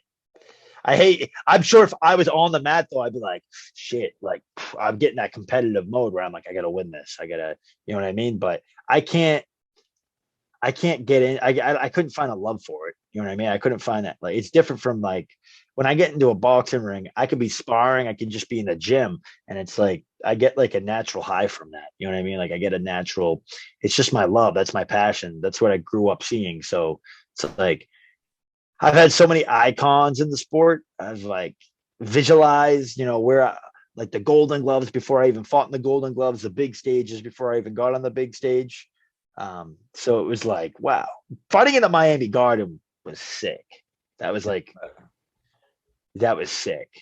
I think, but in some ways, I would say that wrestling is a combat sport. It's just like a different objective, and because it doesn't feel like one. But I remember there be a couple of times, like if you're wrestling somebody bigger. Dude, I got cross-face cradled a couple times where I was like, whoa, that you fucking can get picked hurt. up and slammed. You know, dude, the cross-face is just like a wrist punch. Yeah, like you can do it as hard as you want. They don't really call it. Like I remember my friend used to give people bloody noses purposely. I got crossing bloody their noses. I got bloody noses.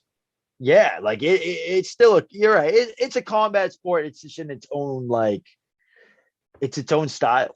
Different goal. Do you think jiu-jitsu is this combat sport, or do you think it's more like definitely a technical? Nah, I think it is.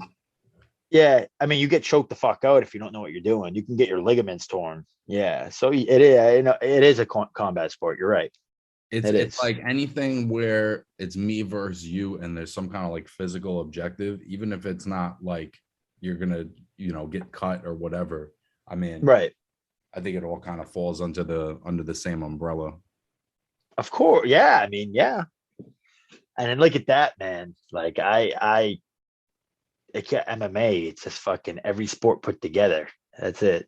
So I guess, yeah, if you look at it from that if you kind of take it from that like outlook, yeah. I mean, they all are combat sports. What do you think of Triad?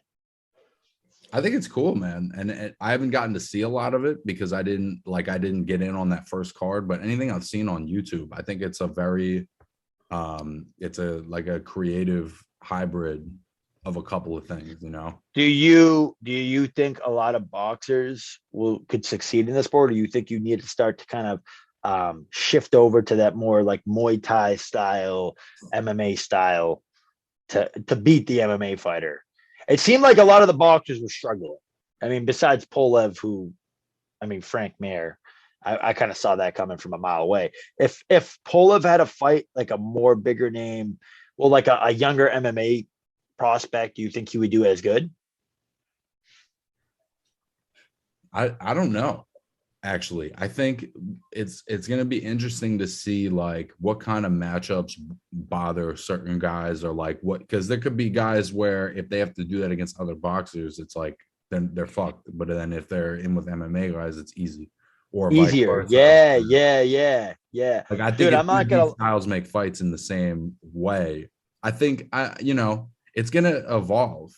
You know what I'm saying? It's gonna evolve. Hey, they all evolve. Exactly. Every sport's evolved. I mean, if you look at boxing back in the day, it was more slug matches. Now it's more technical catch. Bop, bop, bop, you know what I mean? Like catch, shoot. Bop, bop, bop, bop. Yep. It's not really like Rocky Marciano times. They were slugging it out. Don't get me wrong. Willie Pep, like Cassius Clay, they kind of punched and move and scored points. But boxing has definitely evolved into more of a technical sport. 100%. It's all score count. No one wants to get hit. No one wants to take damage. As bare knuckles, like a slugfest. It's like that's why. Imagine I evolve like bare knuckle into more of a technical boxing match. Yeah. I'm not a slugger. I can bang a little bit, but my main objective is to box. And the better So- people get at that, I think like there's that like somebody's it'll start off as a slugfest because people are trying to make entertainment, but then somebody's gonna master it. You know, Yeah. The dynamics. It. Yeah. It's still new. It's still new. Who's got more than 10 bare knuckle fights now? Now let me ask you this. What do you think of bare knuckle? You think it's raw? You think it's pretty crazy? It's pretty rough. It's different because I actually think there's less action because the guys are more protective of their hands and how they're landing. You have to be a little bit more precise. Whereas with boxing, It's like you can kind of just put a jab out there and try some shit out. You know what I'm saying? Well, you can set things up. Yeah. You know, all right. So I'm gonna double my jab, throw my right hand, then cut you off the left hook. You know what I mean? Like right. It's a lot more setting things up, setting combos up. All right. Yep.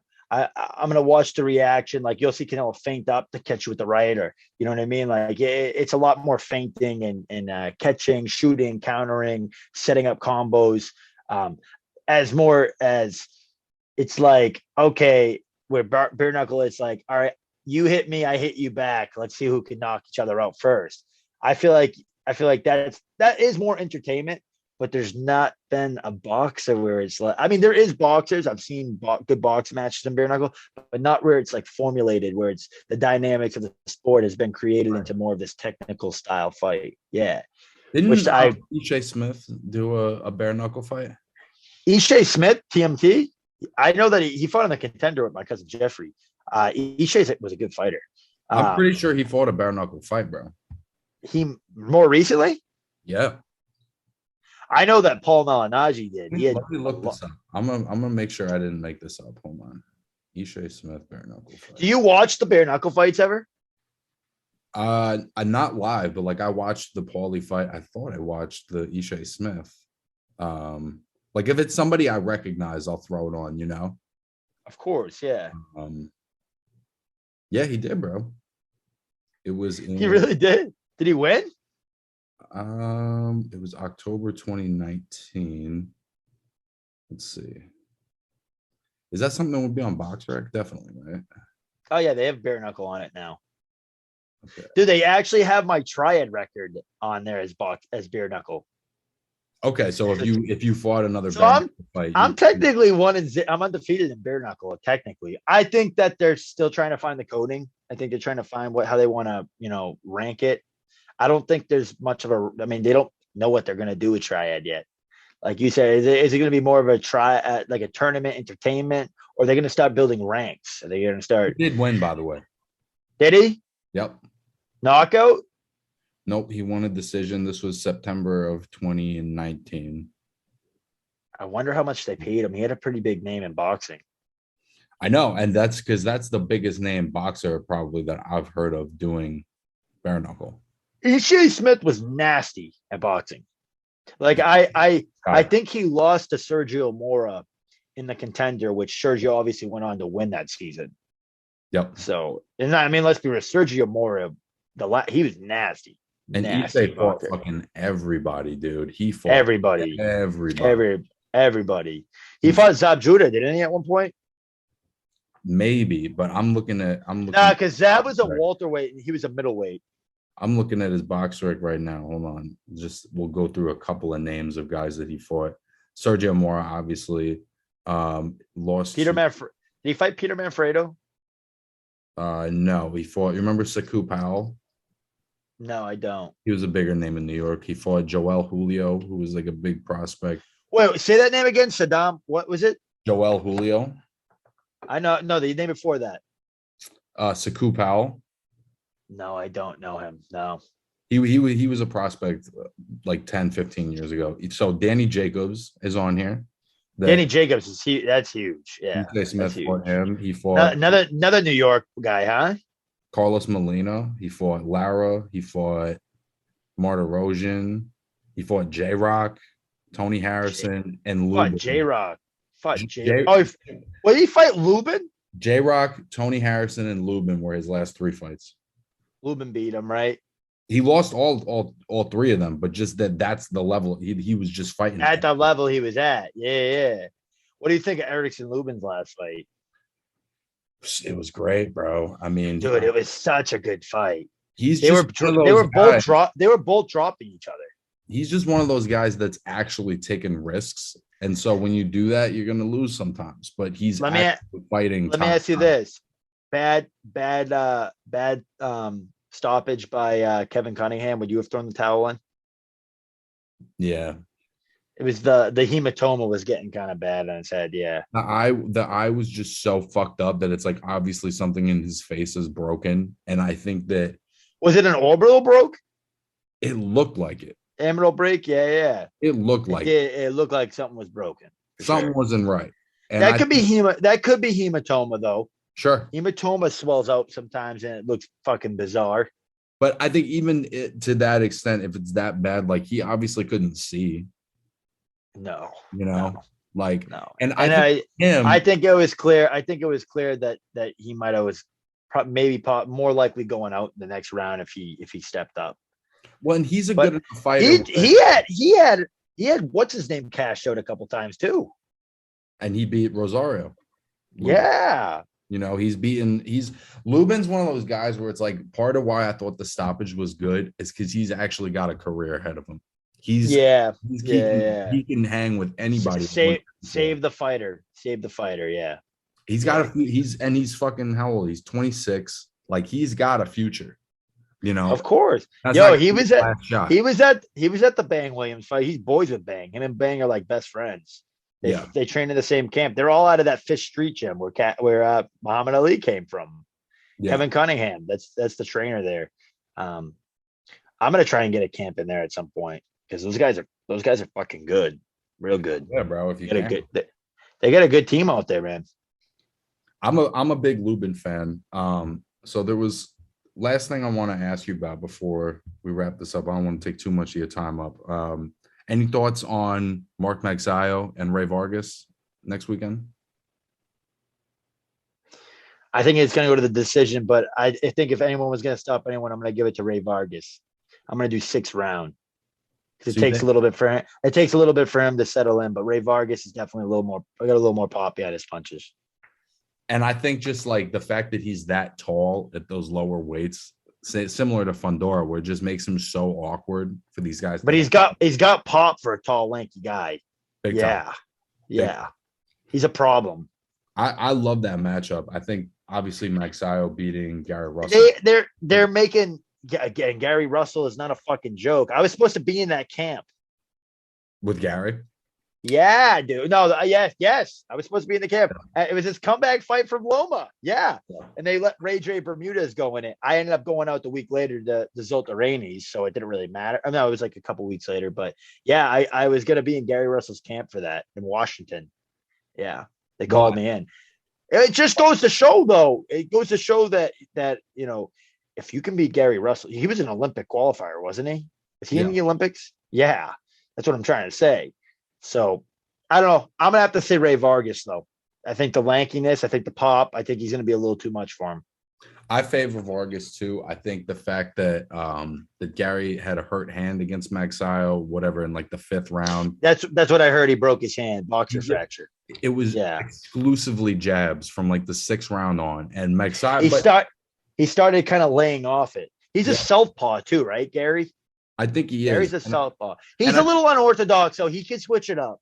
And I think Magsayo threw him off.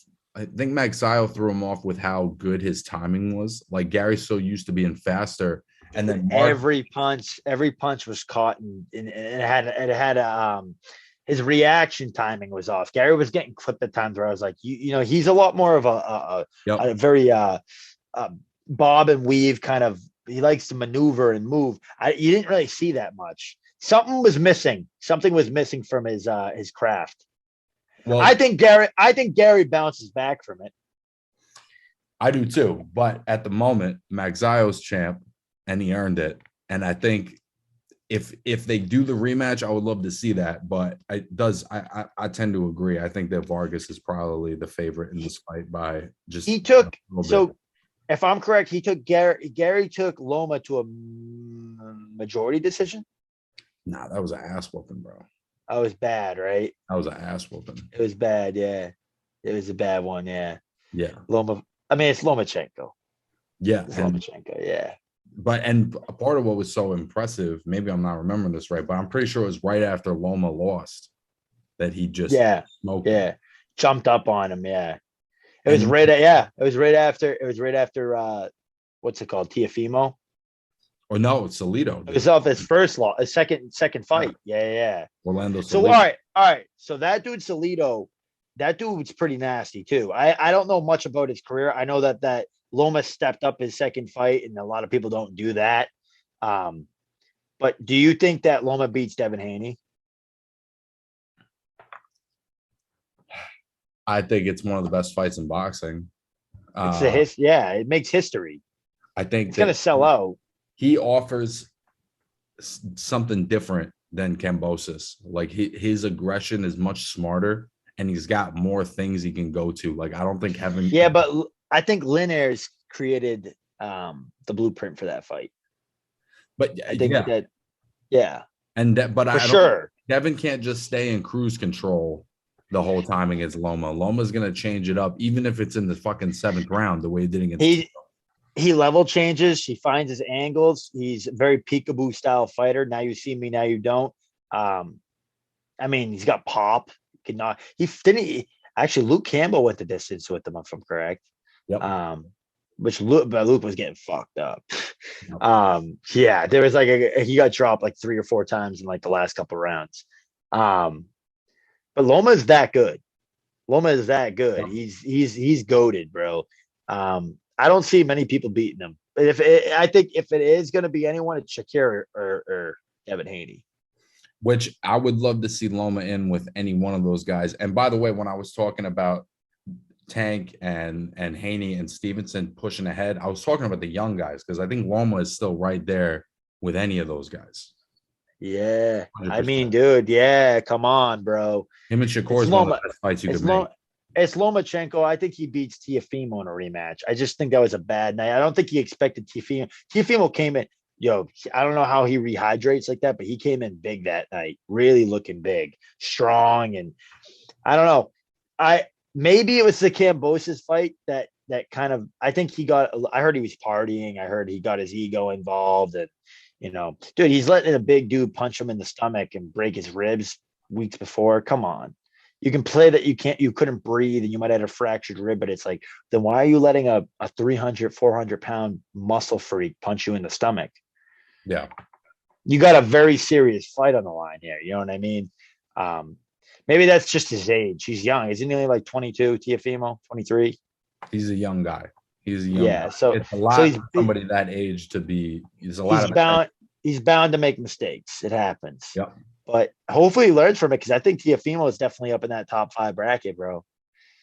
I like Teofimo. He's just not going to be at lightweight anymore. He's moving on. No, he's moving up to 147, right?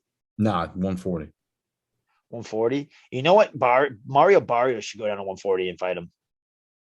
That's not a bad fight either. That'd be a sick fight. It's supposed to be in with his name is Pedro Campa. I don't know Pedro Campa. Never heard of him. No. That's his first fight at 140, and that's August 13th. Maybe that's the card you're on. I mean, where is that? In Florida. Miami Garden? Hollywood Seminole. I don't know, but it's August 13th and it's Top Rank and it's that's it. That's the one in Florida. Yes. That's the one that they're talking about. Yes, that's it. Melendez Gonzalez. You got to look him up. That you might want to try to get on that, bro. That's a big card to get on. That's a big card. You get on a Teofimo Lopez card on a winnable fight. That's a big deal. I'm calling my boy Jay right after this, and I'm going to say, you got to get me on that one. Give me the contract. I do remember this guy. He's a good fighter, bro.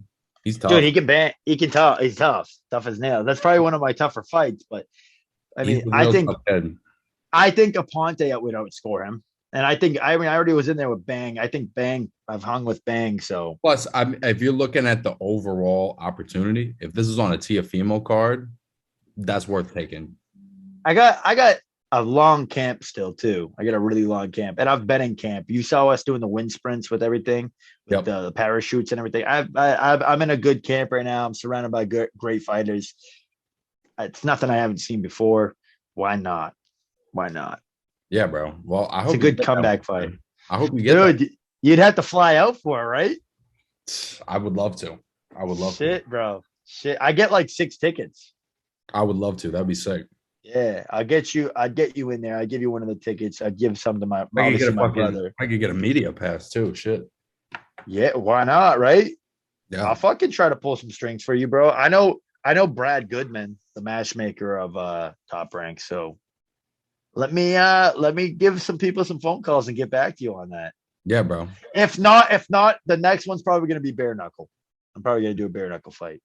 So just weighing out my options right now, brother. That's it. Well, it's good to be a man that has options. That's it, brother, man. You know what I mean? I'm keeping everything open, and I'm just excited to see what's next. That's it. Anybody you want to shout out? Anything you want to shout out before we wrap this up? I'm gonna give a shout out to Gabriel Morales and Luke Chile. Big fights coming up this Saturday. Totally gonna run the show. I want to give a shout out to my mom, my dad, my brother Dougie, everybody at Lawtown Boxing, and hey, my team at Jackson Wink. I can't wait to run the show with you guys. We're gonna put on a show, and it's gonna be a good year. Oh yeah, it was good seeing you, Harry. It's been a minute. Always, my brother. Stay in touch, brother. Stay in touch. Peace, all right, brother. One love, brother.